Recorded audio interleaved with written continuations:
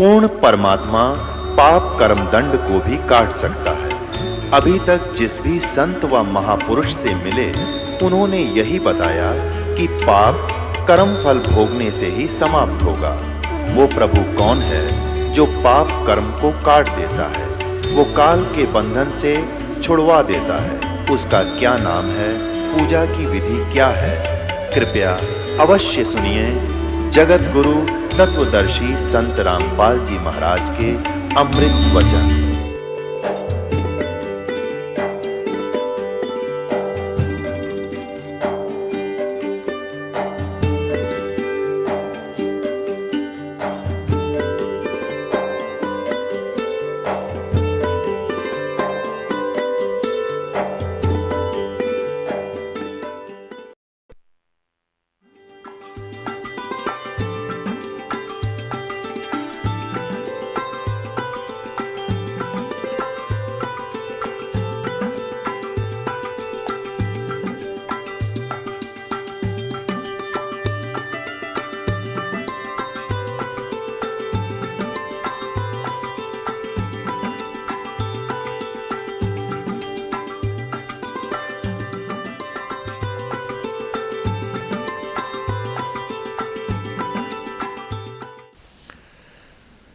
अब उस दादू पंथ के अंदर वो दीक्षित था, उसका नाम गोपाल दास था, जो साधु बना हुआ था बनिया लाला जी वैसे, और बड़ा अच्छा नेक व्यक्ति था।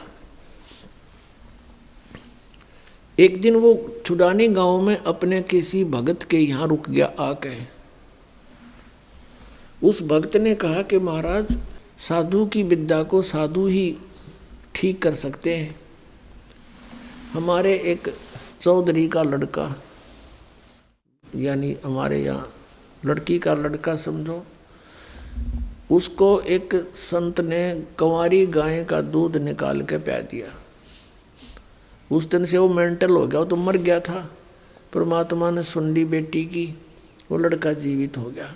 अब लेकिन पागल हो गया उस दूध को पी के, उसके दिमाग में फर्क हो गया। और कहते हैं संत की विद्या को संत ही काट सकता है। आप दया कर दो तो बड़ी मेहरबानी होगी आपकी। उसने कहा, गोपाल दास ने कहा कि कहाँ वो लड़का, एक बार लाओ बुलाकर मैं देखता हूँ। अब वो व्यक्ति जिसके घर पे गोपाल दास जी रुके हुए थे, वो गया वहाँ। गरीबदास जी के नाना जी से सारी कहानी बताई कि हमारे यहाँ एक बहुत अच्छे संत आए हैं और संत की विद्या ने संत ही ठीक कर सकता है। वो कहता मैं ठीक कर दूंगा। 5-7 और व्यक्ति मौजिद से, और साथ में वो लड़का ले लिया गरीबदास जी। 13 वर्षीय बालक वहाँ जा खड़ा किया। अब उस दादू पंथी गोपाल दास ने पूछा गरीबदास साहिब जी से कि बेटा, वो कौन था जिसने तेरा जीवन नाश कर दिया? क्या नाम था उसका? तब परमात्मा ने कहा कि उसने मेरा जीवन नाश नहीं किया, मुझे आबाद कर दिया। हम सुल्तानी नानक तारे दादू को उपदेश दिया, जात जुलाहा भेद न पाया, वो काशी महे कबीर हुआ।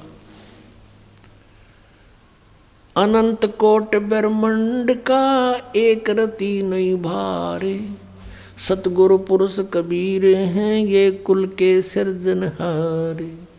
ना सतगुरु जननी जना उनके माने बाप, पिंड ब्रह्मंड से रहित है जाना तीनों ताप। पानी से पैदा नहीं श्वासा नहीं शरीर, अन्न आहार करता नहीं ताका नाम कबीर। अब वो सुन रहा है कि बालक बोल रहा है काटे की बात। क्या बता कि हम सुल्तानी नानक तारे दादू को उपदेश दिया। हम यानी हम सभी, गरीबदास जी कहते मैं अब्राहिम अधम सुल्तान, जिसको सुल्तानी कहते हैं, हम सुल्तानी नानक तारे, और तेरे दादू को उपदेश दिया। वो जात जुलाहा भेद ना पाया, काशी माहे कबीर हुआ। वो कबीर अनंत कोट ब्रह्मांड का एक रति नहीं भार, और सतगुरु पुरुष कबीर है, वो कुल के सिरजनहार।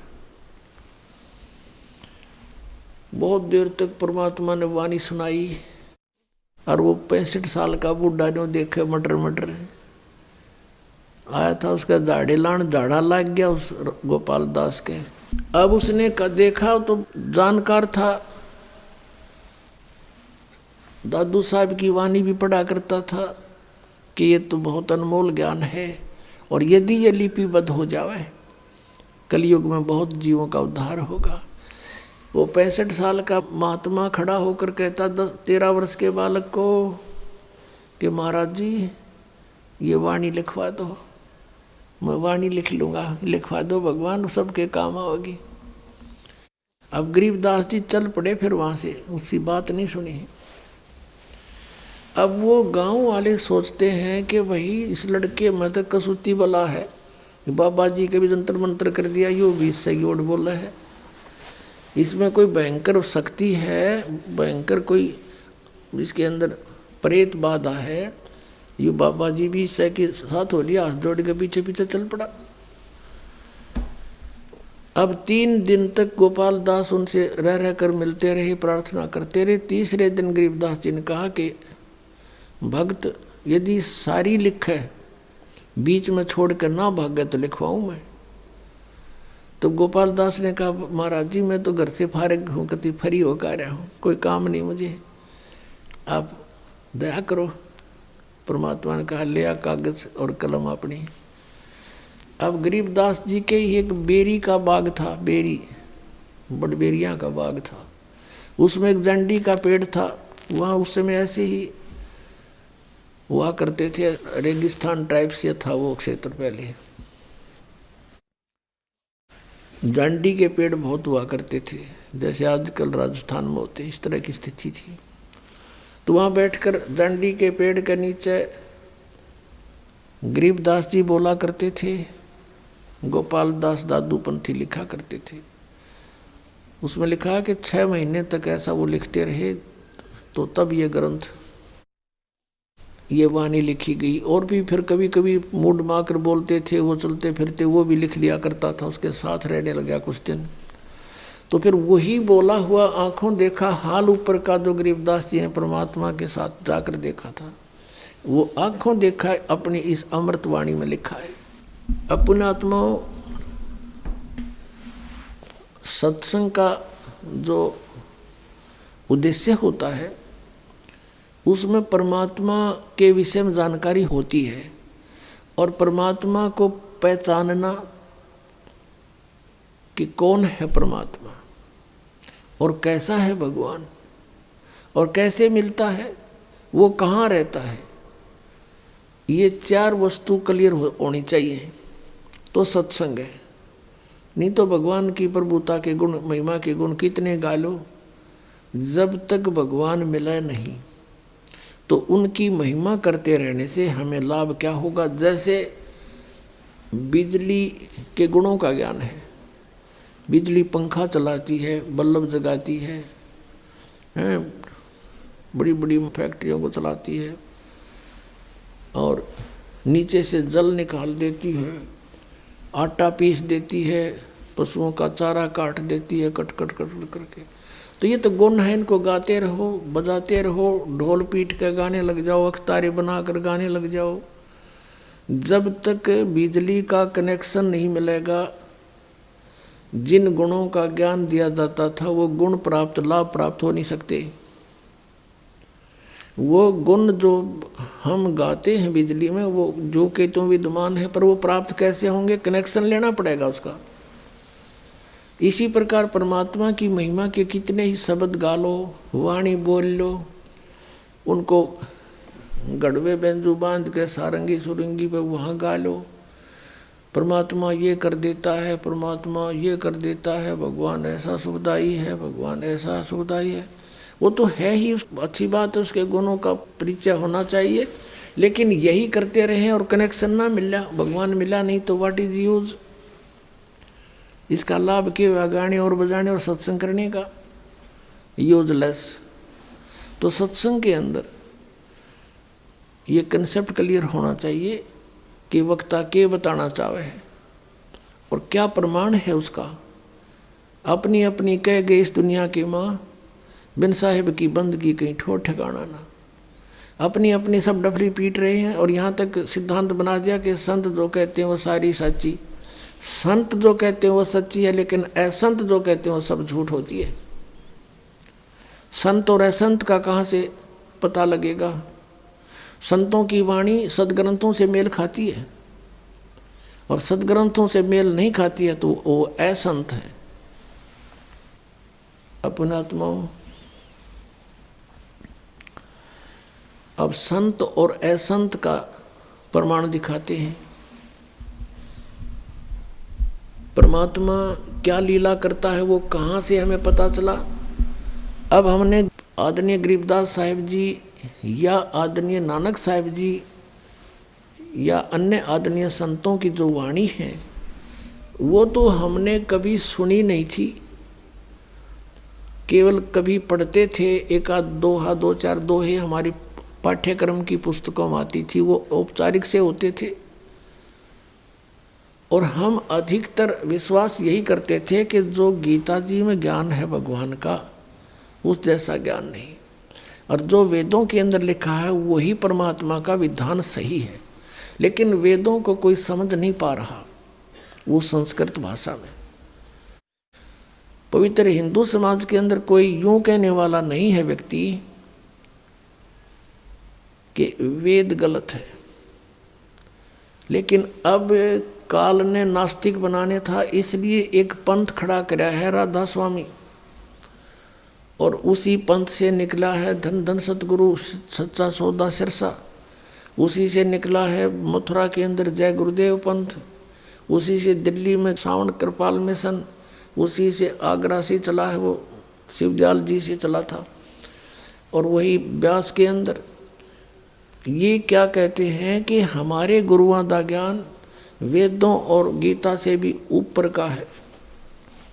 हमने वेदों और गीता की आवश्यकता नहीं, इन्होंने ये और बैठाना शुरू कर दिया। अब पहले थोड़ा सा उनके गुरुओं का ज्ञान दिखाते हैं वो वेदों से कितना उत्तम है।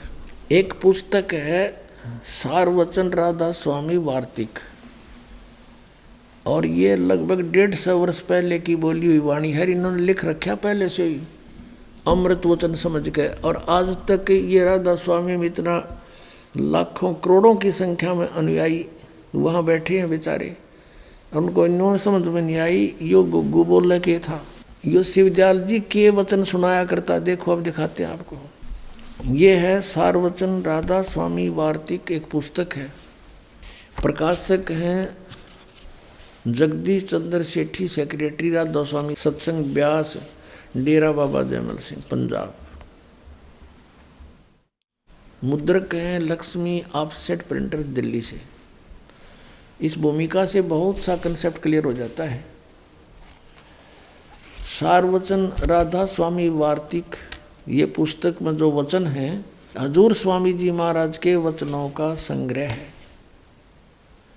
अले स्पष्ट हो गया बात कि सारवचन राधा स्वामी वार्तिक पुस्तक में हजूर स्वामी जी महाराज के वचनों का संग्रह है। शिवदयाल जी फाउंडर ऑफ द राधा स्वामी पंथ के विचार हैं ये वचन सत्संगों अन्य चर्चाओं के दौरान सत्संगियों ने नोट किए थे। स्वामी जी महाराज के परम धाम सिधारने के कुछ वर्ष बाद इनका संग्रह करके पुस्तक के रूप में छपवाया गया। सन 1902 में बाबा जयमल सिंह जी महाराज ने सारवचन राधा स्वामी वार्तिक को पहली बार गुरमुखी लिपि में छपवाया। प्रस्तुत पुस्तक उसी प्रथम गुरमुखी संस्करण के अनुसार है और अब इसका हिंदी संस्करण प्रकाशित किया जा रहा है। 1902 को आज 2012 हो गए, 110 वर्ष हो गए।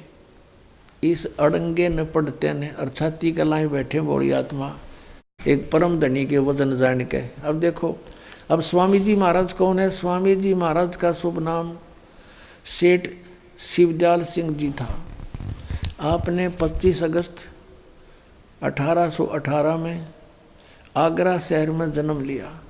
आपके पिताजी का नाम सेठ दिलवाली सिंह जी था तथा माता जी का नाम महामाया जी था। आपके पूर्वज पंजाब के रहने वाले थे तथा घर में गुरु ग्रंथ साहिब का पाठ किया जाता था। आपके माता पिता हाथरस के प्रसिद्ध संत तुलसी साहिब के भक्त थे। स्वामी जी महाराज ने भी तुलसी साहिब की काफ़ी संगति की थी। शिवदयाल जी ने भी उस हाथरस वाले प्रसिद्ध संत तुलसी साहिब की बहुत सी बातें ज्ञान सुना था। स्वामी जी महाराज ने तुलसी साहिब की काफ़ी संगत की थी। बचपन से ही स्वामी जी महाराज का रुझान अध्यात्म की ओर था। आपने एक कमरे में बैठकर 17 वर्ष सुरत शब्द योग का अभ्यास किया। ये 8 योग डड़े डोए, इसका रिजल्ट क्या है? और सन 1861 में बसंत पंचमी के दिन खुले तौर पर आम सत्संग और सुरत शब्द योग का उपदेश शुरू किया। 18 साल तक एक कोठड़ी में बैठकर डड़े डो के साधना करके और के सत्संग शुरू किया, वो दिखाते हैं आपको। ये वचन बोले फिर उन 18 साल की साधना के बाद। ये है सारवचन वार्तिक। ये वचन दफा 1। अब दफा 1 में हम यहाँ पर डांगे। ये शिवदयाल जी के अमृत वचन आपको सुना रहे हैं, राधा स्वामी पंथ के प्रवर्तक के। सिर्फ काम इतना है कि इंसान यानी मनुष्य अपनी सूरत यानी रूह को उसके खजाने और निकास यानी मुकाम सतनाम और राधा स्वामी में पहुँचावे आगे लिखा है। अब मुकाम स्थान, मुकाम माने स्थान, यहाँ सतनाम को मुकाम कहा है, राधा स्वामी को भी मुकाम यानी स्थान कहा है। पहुँचावे 14 पृष्ठ पे। अब नीचे देखो, तीसरा वचन शिवदयाल जी का। जितने आचार्य और महात्मा और अवतार और पैगंबर हर एक मजहब में हुए, वे सब अपने अभ्यास के जोर से अंतर में तरफ मुकाम स्थान असली के चले और सिर्फ संत मंजिल 5वीं मंजिल माने 5वीं मंजिल यानी सतनाम पर। अब मंजिल का अर्थ क्या हो गया? ये देखो इन्हीं के शब्दों में, मंजिल माने स्थान। अब यहाँ संत सिर्फ मंजिल 5वीं मंजिल यानी 5वें स्थान सतनाम पर, और कोई बिरले संत मंजिल 8वीं यानी राधा स्वामी पद तक पहुँचे। यहाँ दोनों सतनाम और राधा स्वामी स्थान सिद्ध हो गए, स्थान मंजिल। अब यहाँ 15 पर देखना, वचन नंबर 4 में तक कमाल कर दिया, रिकॉर्ड तोड़ दिया। सारवचन वार्तिक भाग 1 है ये। अब चौथे वचन देखिए उनका। अब समझना चाहिए राधा स्वामी पद सबसे ऊंचा मुकाम है, स्थान है, और यही नाम कुल मालिक और सच्चे साहिब और सच्चे खुदा का है। इस मुकाम से यानी राधा स्वामी स्थान से, इस मुकाम से 2 स्थान नीचे सतनाम का मुकाम है। और इनके देखियो रे, और तेरा गजब भैया, वहाँ सतनाम को स्थान सिद्ध किया इन्होंने। तो कहते हैं स्थान का स्थान है, मुकाम माने स्थान, स्थान का स्थान है। बालक भी ना बोल रहा ये वचन, जिनके परम धनी बोल रहा है। और मुकाम है कि जिसको इस सतनाम को आगे डिफाइन किया है, परिभाषित किया है संतों ने। आगे परिभाषित करता हुआ कहता है कि संतों ने अपनी अज्ञानता को और संतों के साथ मिला रहा है। किसी संत ने ऐसा नहीं लिखा जैसा इसने बोला है। सतनाम का मुकाम, और जिसको इस सतनाम को आगे डिफाइन किया, परिभाषित किया कि संतों ने सतलोक को, इस सतनाम को सतलोक, सचखंड और सार शब्द, सतशब्द और सतनाम और सतपुरुष करके बयान किया है। पुण्यात्माओं, जब तक हमें ज्ञान नहीं था तो हमें ये नकली संत इसे दिखाई दिया करते जैसे परमात्मा से मिल चुके होंगे। जिस व्यक्ति ने ये नहीं मालूम ये सतनाम है क्या, कहीं तो इसको कहते सतपुरुष भी सतनाम, सार नाम भी सतनाम, सार शब्द भी सतनाम, और सतलोक भी सतनाम, सतपुरुष भी सतनाम, और सतनाम भी सतनाम, और सतनाम सथान। बताओ इन कहाँ से रोए। आगरा से श्री शिवदयाल जी जो राधा स्वामी पंथ के प्रवर्तक हैं, उनके सीधे से माने जाते हैं श्री जयमल सिंह जी, जिन्होंने ब्यास में डेरा स्थापित किया। और जयमल सिंह जी के सीधे से श्री सावन सिंह जी, और श्री सावन सिंह जी के शिष्य कौन कौन, श्री बलोचिस्तानी शाह मस्ताना, श्री खेमामल जी, जिन्होंने सच्चा सौदा सिरसा का डेरा स्थापित किया। यानी सच्चा सौदा सिरसा और जगमाल वाली, ब्यास डेरा, आगरा वाला, और आगरा से ही निकला है जय गुरुदेव पंथ मथुरा वाला, आगरा से निकला है भिवानी में दिनोद वाला, ताराचंद वाला। ये सभी श्री शिवदयाल जी के विचारों का ही एक प्रवाह है, यही विचार सबके अंदर विद्यमान है। अब श्री सावन सिंह जी में क्या ज्ञान था? श्री सावन सिंह जी का शिष्य था बलोचिस्तानी शाह मस्ताना, तो वो ज्ञान उनके पास भी वही है। और सावन सिंह जी के शिष्य थे कृपाल सिंह जी, जिन्होंने दिल्ली में छतरपुर में एक न्यारा अलग से अपनी मनमुखी वहाँ साथ कर दिया डेरा चालू। और उस कृपाल सिंह का ही एक शिष्य ठाकुर सिंह जी अपने आप मनमुखी लग गया, अलग से करोड़ों लाखों जीवन वो बर्बाद कर गया। काल ने ये सारे दूत भेज दिए कि बैठा दिन पुण्यात्माओं का ये भक्ति के योग रहे नहीं, और की सुने नहीं, इनको परम धनी मान के इनके चिपक रहे हैं। अब पता चलेगा किसे परम धनी थे, फिर आप बुद्धिमान समाज है, आंखों देखेगा प्रमाणों को, आप भाग गया होगा वहाँ से छोड़कर।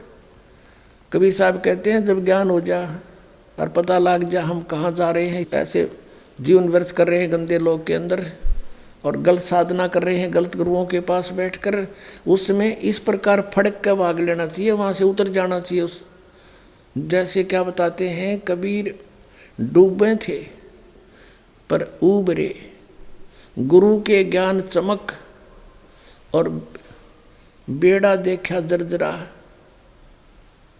उतर चले फड़क। जैसे कहते हैं हम उस गलत गुरुओं के ऊपर आश्रित होकर के ऐसे थे, जैसे लोक वेद से ज्ञान सुनकर जो साधना कर रहे थे वो तो डूबन वाली थी। जैसे नौका जा रही हो दरिया से पार करने के लिए, और उसमें पानी भरने लगा हो, देखा हो या टूटी फूटी है, और साथ में दूसरी नौका अच्छी आकर खड़ी हो जाए और वो कहे कि देखो तुम डूबोगे,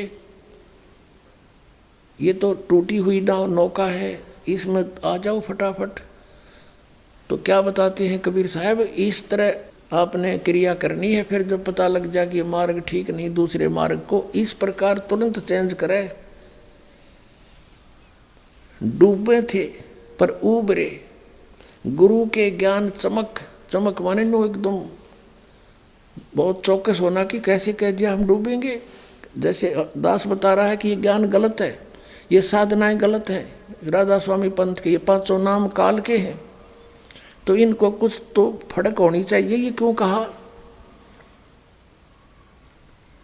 तो क्या बताते हैं, डूबे थे पर उबरे, गुरु के ज्ञान चमक, और बेड़ा देखा जर्जरा। पहले बेड़ा होता था, नौका नहीं होती थी, एक बेड़ा बनाते थे लकड़ के, पतले पतले हल्के लकड़ों का फूस फास उस पर रख के ऊपर का, और उस पर बैठ कर दरिया पार करते थे, उसको बेड़ा कहा करते थे। तो कहते हैं वो बेड़े जिस पर हम बैठे थे वो टूटा फूटा था, डूबने वाला था, और साथ में देखा दूसरा बढ़िया बेड़ा आ गया, उसने कहा कि तुम डूबोगे। तो कहते हैं बेड़ा देखा जर्जरा, यानी कंडम डुबोण वाला, तो उतर चले फड़क। फड़क माने नो छम दे ही एक सेकंड में दूसरे पर छलांग लगा जाना। तो इस तरह आपने अब अपनी जान बचानी है, इन झूठे गुरुओं से वापस आना है। अब जिनको सतनाम का पता नहीं और वो परम धनी, उनको परम धनी के सतनाम 2 अक्षर का है, एक ओम और दूसरा तत् सांकेतिक ये दास बताओगा, वो है सतनाम। उस 2 अक्षर के नाम से पार होगा। और इन्होंने स्वयं ही लिखा है, श्री सावण सिंह जी ने संत मत भाग प्रकाश 4 में 261 पृष्ठ पे के गुरु ग्रंथ साहिब गुरु नानक देव जी की वाणी का हवाला लिया है कि सोई गुरु पूरा कहावे जो 2 अक्षर का भेद बतावे। जे तू पढ़ा पंडित बिन 2 अक्षर 2 ही नावा, प्रणवत नानक जे कर सत समावा। अब सुनाएंगे आपको। अब पहले ये दिखाते हैं, सतनाम क्लियर करते हैं, ये कहाँ तक बेड़ा गर्क हो रहा है सतनाम को ऊपर इनका। देखिएगा, संत मत प्रकाश भाग 3 श्री सावण सिंह जी के प्रवचनों का संग्रह है। ये है श्री सावण सिंह जी का स्वरूप। श्री हजूर महाराज सावण सिंह जी के सत्संगों का संग्रह। अब देखना, ये सारे एक कुएं की बांग पी रहे थे। प्रकाशक हैं जगदीश चंद्र सेठी, सेक्रेटरी राधा स्वामी सत्संग ब्यास, डेरा बाबा जयमल सिंह पंजाब। और ये गोपसेंस पेपर लिमिटेड यहाँ से छपा है, मुद्रक यहाँ के। इसके 102 पृष्ठ पर आपको दिखाते हैं, 102 पृष्ठ पे ये संत मत प्रकाश भाग 3, यहाँ देखना। अब क्या कहते हैं सावन सिंह जी, सतपुरुष सतनाम कहाई, सतलोग निज पाया आई। सतपुरुष सतनाम कहाई, यह वाणी है श्री शिवदयाल जी की। खोलने चले हैं श्री सावण सिंह जी के सतपुरुष सतनाम कहा जाता है। यह वाणी है शिवदयाल जी की बनाई हुई। और सतलोक निज पाया आई, सतपुरुष को सतनाम कहते हैं। और खोला कैसे है इसने कि सचखंड या सतनाम चौथा लोक है। अब यहाँ सतनाम को ये सतलोक कह रहे हैं, चौथा सतनाम यो चौथा लोक है। अब देखो 106 पृष्ठ पे, ये 106 पृष्ठ पे यहाँ कोई सत्संगी ने जिक्र किया, हजूर जहाँ राम नाम का जस महिमा होता हो। तो सावण सिंह जी ने कहा, कौन से राम का जिक्र कर रहा तू? कौन से राम का जस? वही सत्संगी, क्या राम बहुत सारे हैं? महाराज जी सावण सिंह जी कहते हैं राम 4 हैं। आपका इशारा कौन से राम की तरफ है? अब 107 पृष्ठ पर वही सत्संगी, हजूर चारों राम खोल कर बताइए। महाराज जी फिर सावण सिंह जी लगे बतावन, एक राम दशरथ घर डोले, एक राम घट घट में बोले, एक राम का सकल पसारा, एक राम त्रिभुवन से न्यारा।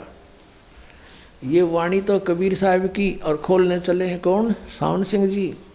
पहला राम राजा दशरथ के बेटे जो त्रेता युग में हुए अवतार थे, आए और अपनी ड्यूटी अदा करके चले गए, लेकिन अब हमें नहीं मिल सकते, हमारा काम नहीं कर सकते। दूसरा राम मन है जो घट घट में व्यापक है। तीसरा राम ब्रह्म है जो सारी त्रिलोकी को पैदा करता है, पालता और नाश करता है। और चौथा राम सतनाम है, ये असली राम है। वाह रे देवताओं, इनका सतनाम मना समझ मारा है। वहाँ तक कहते हैं सतनाम सचखंड चौथा लोक है, और यहाँ सतनाम असली राम है। अब पुण्यात्माओं, ये 5 नाम काल के जाप करते थे, 5 नाम काल के। अभी आपने श्री शिवदयाल जी की जीवनी में देखा कि इनके घर पे, यानी राधा स्वामी पंथ के प्रवर्तक के घर पे तुलसीदास हाथरस वाले आया करते। उनके माता पिता श्री शिवदयाल जी के उनके शिष्य थे, और शिवदयाल जी ने भी उनकी काफ़ी दिन तक संगत की थी। तो उसने इनसे हटकर ये 500 नाम ले गए और अपना न्यारा पंथ चालू कर दिया शिवदयाल जी ने। अब तुलसीदास जी कहते हैं 500 नाम काल के जानो। ये देखिए, ये घट रामायण तुलसी साहब हाथरस वाले की, ये भाग 1 है। ये भाग 1 सतगुरु तुलसी साहब हाथरस वाले की रची हुई यह ग्रंथ 2 प्रमाणिक लिपियों का मिलान करके बड़ी शुद्धता से 2 भागों में पूरा छापा गया। जीवन चरित्र सहित। अब इसके 27 पृष्ठ पर आपको दिखाते हैं। ये पीछे से कोई जिक्र चलता आ रहा है, उसके ऊपर आगे डिफाइन किया गया है भेद पिंड और ब्रह्मांड का। यहाँ कहा कि अंतर गुफा तहाँ चल जाऊं जहाँ साहेब के दर्शन पाऊं, पांचों नाम जीव जब भाख्या, छठवां नाम गुप्त कर राख्या, पांचों नाम काल के जानो, ओए होए, पांचों नाम काल के जानो, तब दानी मन शंका आनो। अब इन 5 नामों से एक छठा नाम और है, वो गुप्त है। परमात्मा कबीर साहिब बताएंगे इसके विषय में। निर्गुण निराकार निर्वाणी धर्मराय ये 5 बखानी, जीव नाम निज कहे विचारी, जान बूझ दानी झकमारी। जीव वचन दानी सुनो विधि बात हमारी, हम चले जाऊं पुरुष दरबारी, सुरत नृत ले लोक सिधाऊं, आदि नाम ले काल गिराऊं। इन 5 नामों से अलग है ये आदि नाम। और सत नाम ले जीव उबारी, अस चल जाऊं पुरुष दरबारी, पुरुष माने सतपुरुष के दरबार में ऐसे जाऊंगा, सतनाम ले जीव उबारी। ये सतनाम 2 अक्षर का है और आदि नाम इससे अलग है, ये सार नाम है। इस सतनाम के 2 अक्षर का और ये 1 अक्षर का, ये तीनों मिलकर 3 होते ओम तत्, तो ये सतनाम है। और सत्य आदि नाम यानी सार नाम। अब तुलसी साहेब हाथरस वाले तो कहते हैं 5 नाम काल के हैं, इनसे अलग है मोक्ष का मंत्र है सतनाम, वो 2 अक्षर का है। और आदि नाम भी तीसरा है, वो सार नाम है। इनसे 3 नामों से मोक्ष होगा और वो इनके पास है नहीं। राधा स्वामी वालों के पास, जय गुरुदेव वालों के पास, मथुरा वालों के पास और धन धन सतगुरु वालों के पास। धन धन सतगुरु सच्चा सौदा सिरसा वालों ने थोड़ी चतुरता दिखा दी। उन्होंने किसी ने टोक दिया कि तुम 5 नाम काल के जाप कर रहे हो, उन्होंने तुरंत बदल लिए नाम के नाम बना लिए सतपुरुष अकाल मूर्त शब्द स्वरूपी राम। बता ये फूटे भाग हमारे ऐसे मिल गए तारण हारे। अब सतपुरुष कहो, सत अकाल मूर्त कहो, शब्द स्वरूपी राम कहो, ये एक ही उस परमेश्वर की महिमात्मक शब्द है। सतपुरुष जो सत कभी समाप्त नहीं होता, अविनाशी प्रभु। अकाल मूर्त जिस साकार परमात्मा की कभी कभी नाश ना हो, कभी उसका काल नहीं आवे, अकाल मूर्त यानी अविनाशी परमात्मा। शब्द स्वरूपी राम परमात्मा शब्द रूप में है, यानी वो शब्द अविनाशी है, कभी नाश नहीं होता, तो इसका शब्द स्वरूपी राम का भी अविनाशी राम। यानी जैसे जल पानी नीर कहता रहे, जल कह लो चाहे पानी कह लो चाहे नीर, एक का शब्द बतेरा।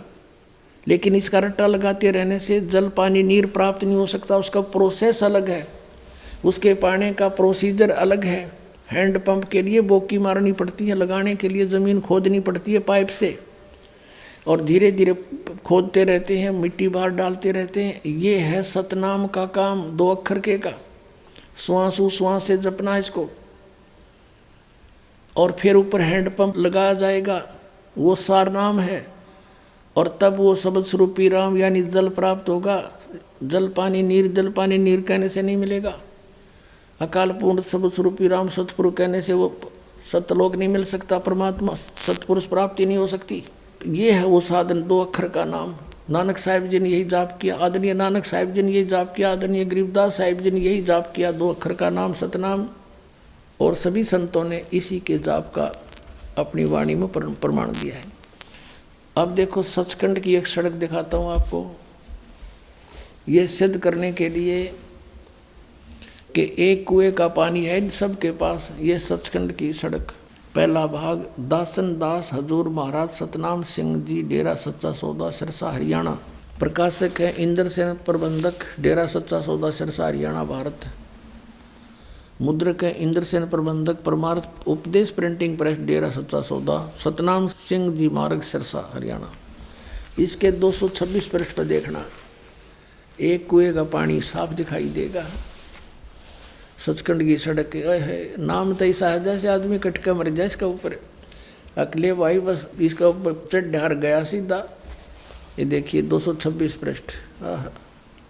यहाँ पर ये है वो इनके परम धनी की वाणी। अलख नामी आया रे देश छोड़ के मैं आया रे तेरे लिए प्यारे देश छोड़ के। और यहाँ इसका अनुवाद किया है सतनाम सिंह जी ने, श्री बलोचिस्तानी सामस्ताना के शिष्य सतनाम सिंह जी ने। त्रिलोकी यानी त्रिलोकी कौन बता? स्थूल सूक्ष्म और कारण, यह इनकी त्रिलोकी है। अरे थरा गजब, यस कुछ तो शर्माना चाहिए था, सीधा लोक लिखा है इसमें, इतनी तो विचार करना चाहिए था। ये बात चल रही है लोक की, बताओ ये स्थूल एक शरीर के बारे में। त्रिलोकी स्थूल सूक्ष्म और कारण तक की सारी रचना काल ने की है। संतों का देश सचखंड या सतलोक है। अब देखो इब सतलोक ने अगर डिफाइन करेंगे ये सतलोक ने, और वही सतपुरुष या आदि पुरुष का स्थान है। वह अजर अमर अविनाशी और सदा एक रस है। सतलोक के ऊपर ये बता रहे, सतलोक की डिफाइन कर रहे हैं आगे। वहाँ चैतन्यता ही चैतन्यता है, प्रकाश ही प्रकाश है। नीचे पिंड तक की कुल रचना का आदि और अंत वही है। और उसी को किसको?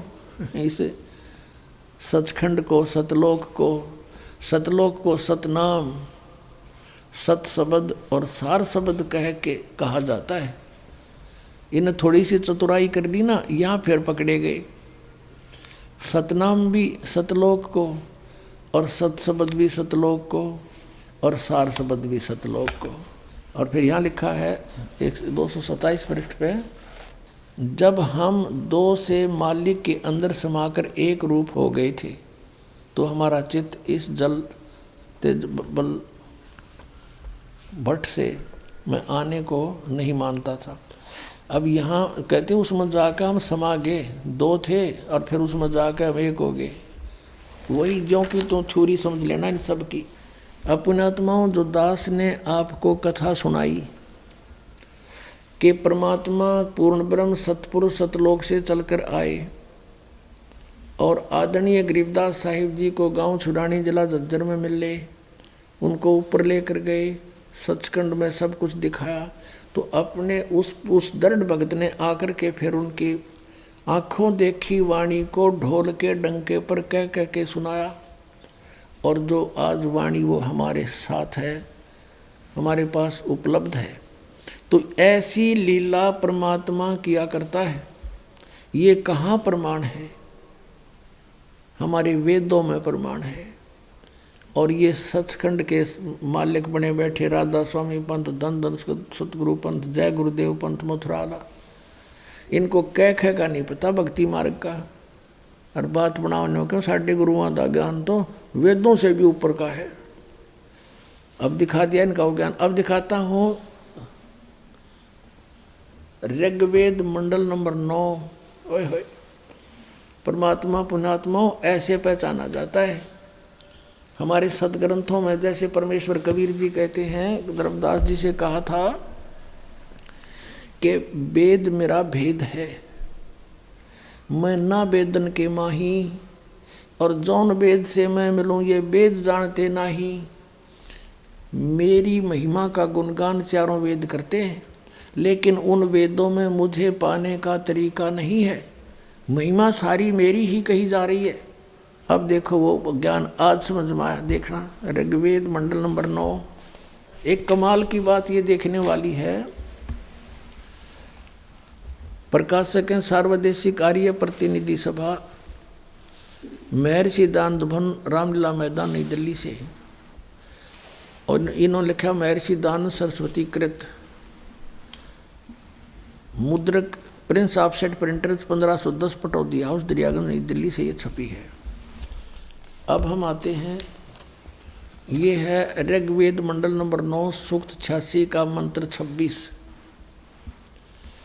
यहाँ पर सपट है कबीर अतो कबीर, हम इसको कबीर बोलते हैं, कबीर वह को वह बोलते हैं, हम वेदों को वेद बोलते हैं। तो इसका महिमा है यहाँ पर, यज्ञ करने वाले यजमानों के लिए परमात्मा, यज्ञ माने धार्मिक अनुष्ठान करने वाले यजमान माने भक्तों के लिए परमात्मा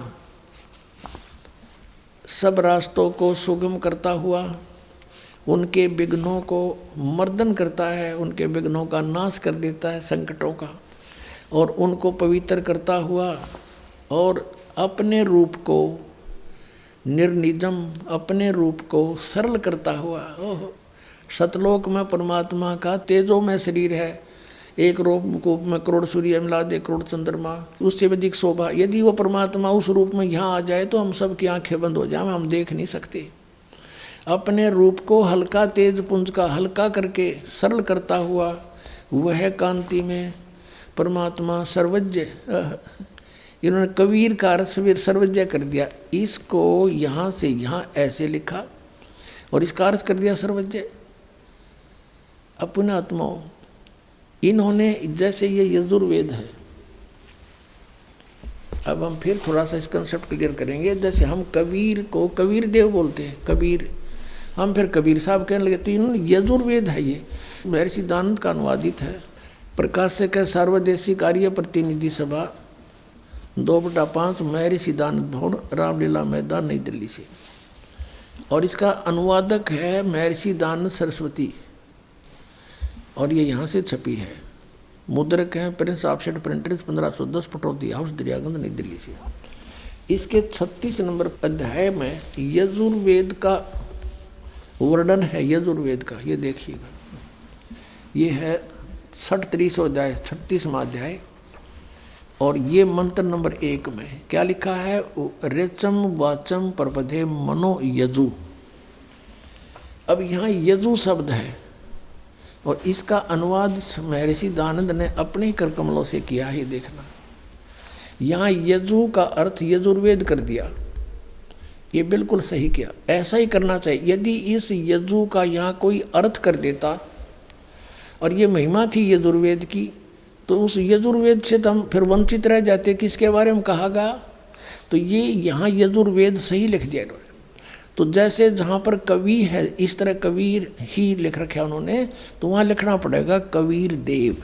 बस इतनी सी बात है। अपने आत्माओं, मज़े की बात एक और है कि ये सभी परमात्मा को निराकार बताया करते थे, जिसमें ये महर्षि दानंद तो और ज़्यादा ढोल पीटा करता, भगवान निराकार निराकार है, और उसके अनुयायी भी सारे उसी का अनुसरण किया करते थे। और उन्हीं के कर कमलों से वेदों में लिखा हो तो साकार है, अभी दिखाते आपको। वो सतलोक में रहता, ऊपर तेजों में लोक में, देखना। अब हमने यजुर्वेद रख दिया, हम फिर ऋग्वेद पर आ गए। ये वही ऋग्वेद है जो अभी आपको दिखाया था पहले, यजुर्वेद से पहले दिखाया था। ये है।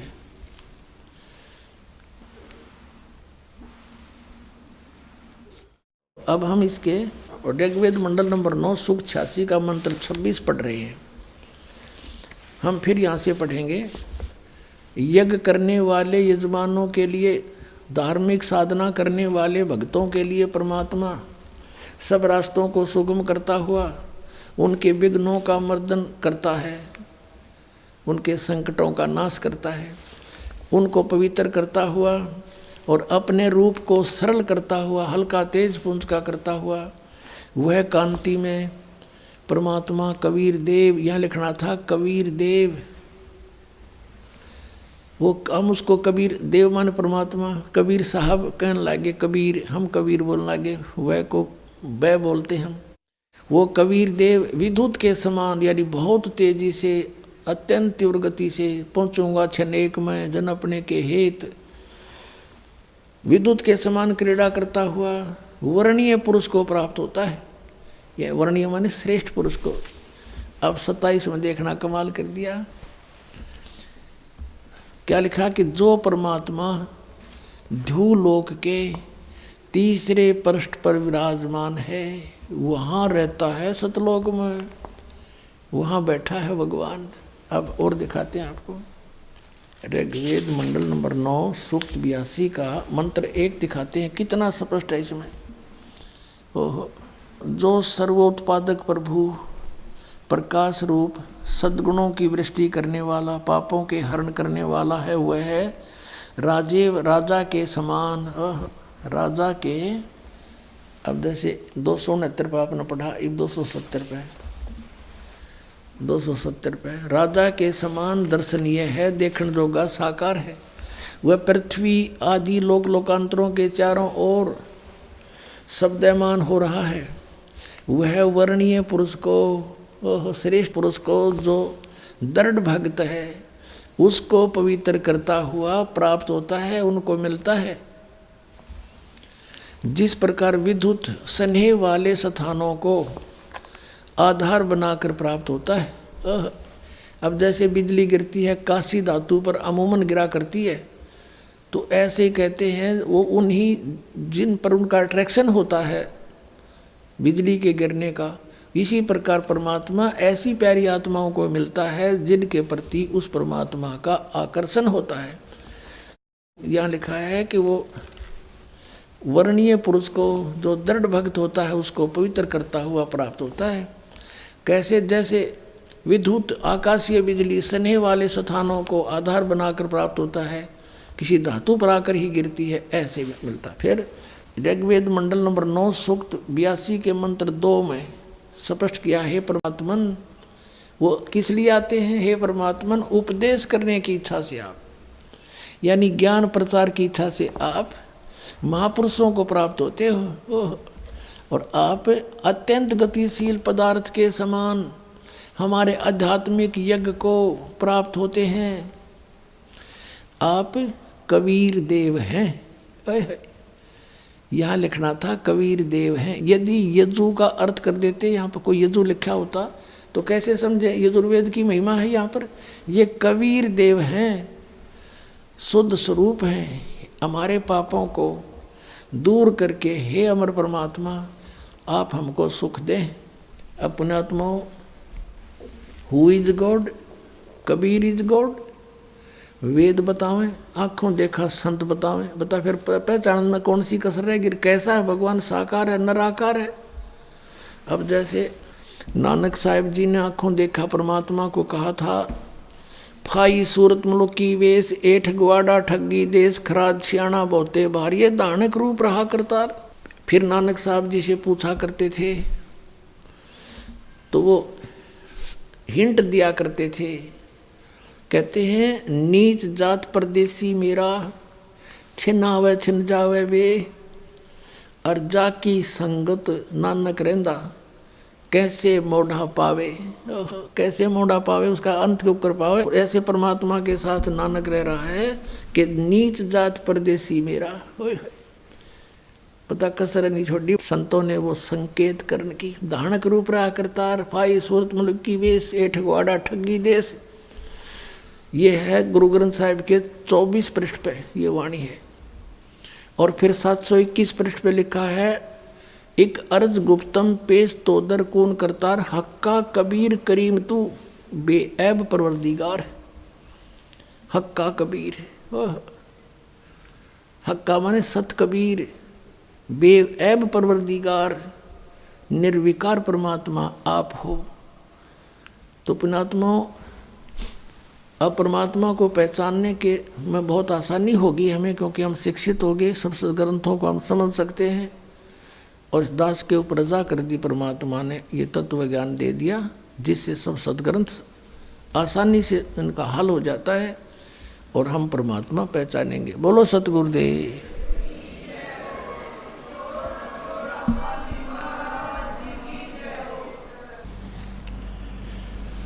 परम पिता परमात्मा पूर्ण ब्रह्म सर्व सृष्टि रचनहार कबीर देव, कबीर साहेब, कबीर परमेश्वर जी,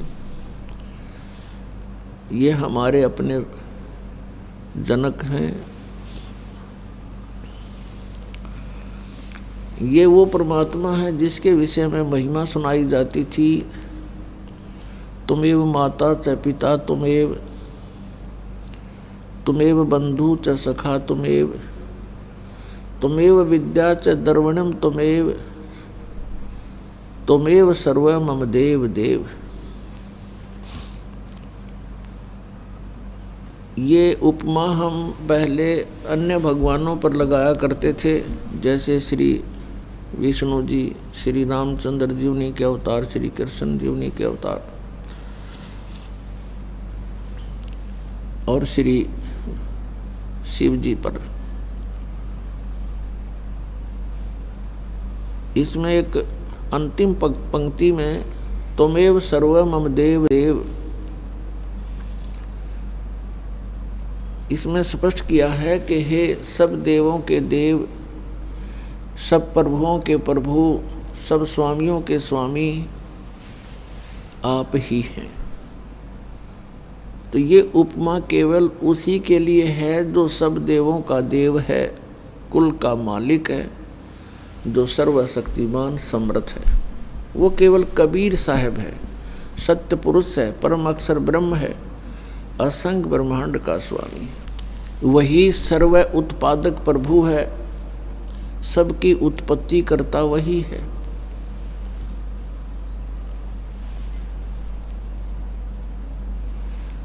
वो हमारा हमदर्द है। हम यहाँ काल के लोक में फंसे हुए हैं।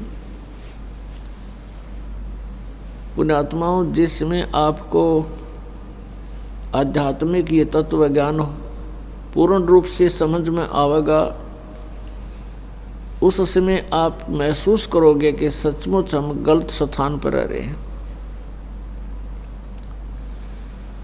क्योंकि हम विवेकहीन बना दिए इस काल भगवान ने, गलत ज्ञान प्रचार करवा के, गलत साधना करवा के।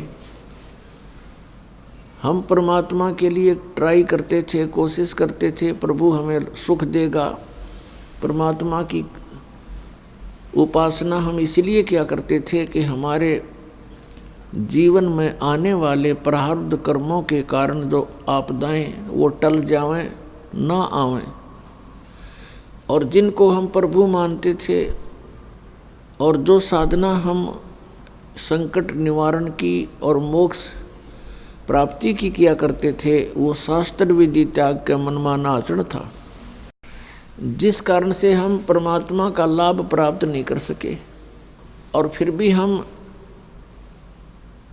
परमात्मा की कृपा से हम उसकी चाह में लगे ही रहे। अब वो ज्ञान परमेश्वर स्वयं आकर देता है जो मोक्ष दायक है, पाप नाशक है, प्रारब्ध में आने वाले संकटों का वो उस साधना से निवारण हो सकता है। वो ज्ञान परमात्मा स्वयं आकर देते हैं। जैसा कि आपने सत्संग में सुना कि आदरणीय गरीबदास साहिब जी को परमात्मा आकर मिले।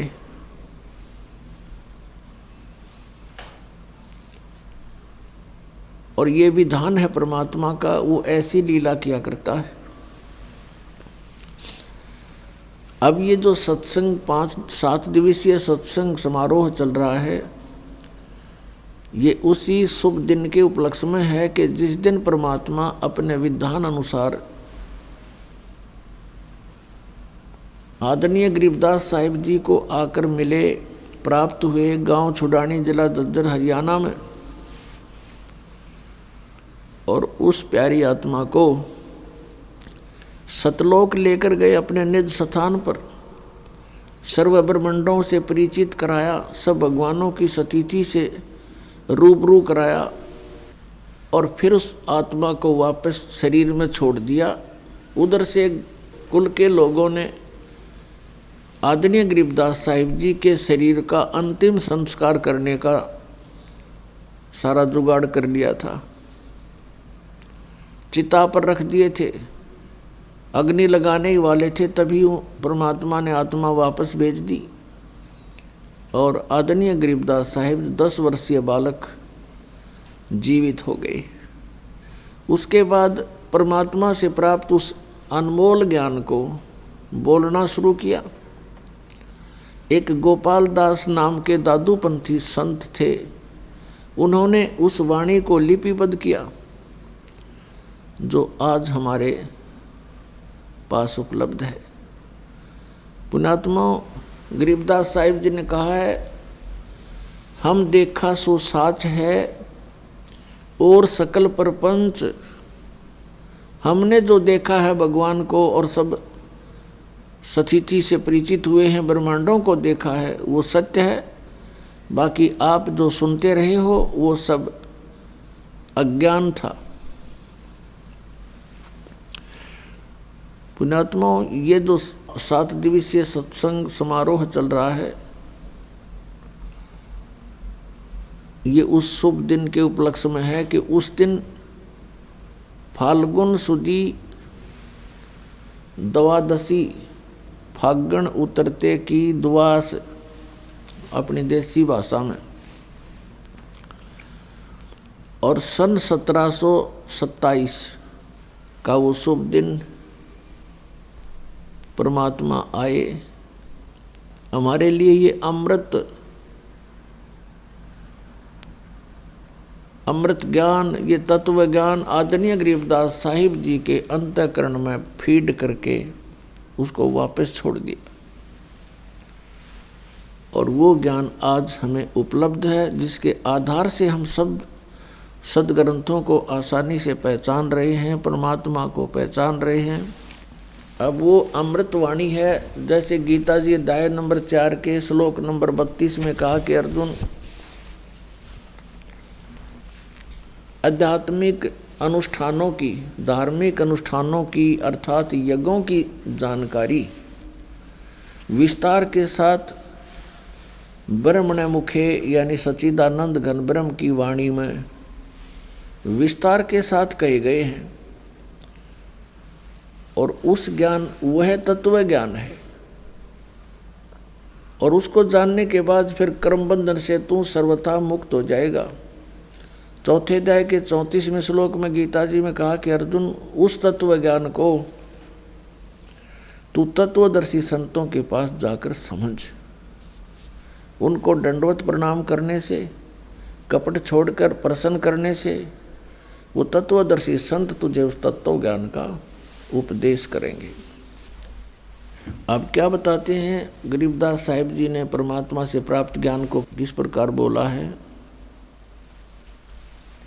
न्योल नाद सुभान गति, लड़े भुवंग हमेश,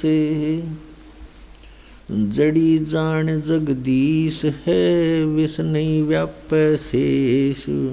गरीब हंस गवन करते नहीं, मान सरोवर छाड़े, कौवा उड़ उड़ जात है, ये खाते मांसाहार। अंश दशा तो साध है, सरोवर है सत्संग, मुक्ता हलबाणी चुगे, चढ़त नवेला रंग। दर्श परस नहीं अंतरा, रूमी वस्त्र बीच, पारस लोहा एक डग, ये पलटे नहीं अबीच। चार मुक्ति बैकुंठ बट, सप्तपुरी सैलान, आगे धाम कबीर का, हंस न पावे जान।